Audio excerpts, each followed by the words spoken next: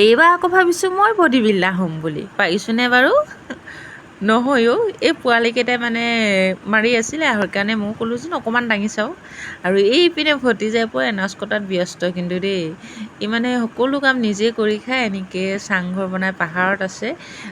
দিনত আহিবলৈ খুবেই মন আছিল, কিন্তু দিনত অলপ অসুবিধা হোৱাৰ কাৰণে ৰাতি আহিলোঁ। এদিন দিনত আহিব লাগিব। আৰু এইপিনে এনাজ খাব ল'লোঁ। লগত আজি আলহীও আহিছে। আলহী পিছত চিনাকি কৰি দিম বাৰু দেই। চাংঘৰটো বাৰু কেনেকুৱা লাগিছে জনাবচোন।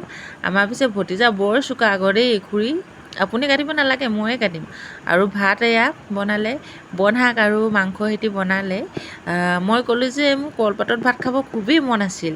আৰু কথামতে কাম, সি একদম টৰ্চটো লৈ জংঘললৈ গ'লগৈ আৰু কলপাত লৈ আহিলে। আৰু কলপাতত খুৰীয়েকহঁতক ধুনীয়াকৈ ভাত খোৱালে, জেঠাই খুৰীয়েক।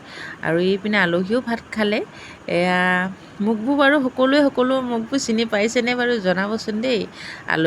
আলহী বাৰু এতিয়াহে চিনাকি কৰি নিদিওঁ, কিন্তু লগে ভাগে এনেকৈ মৰম ঘৰত বহি খুবেই ভাল লাগি এসাঁজৰ খাবলৈ বহুতেই মন আছিল। আজি খাই দিলোঁ, বহুত বহুত ভাল লাগিল।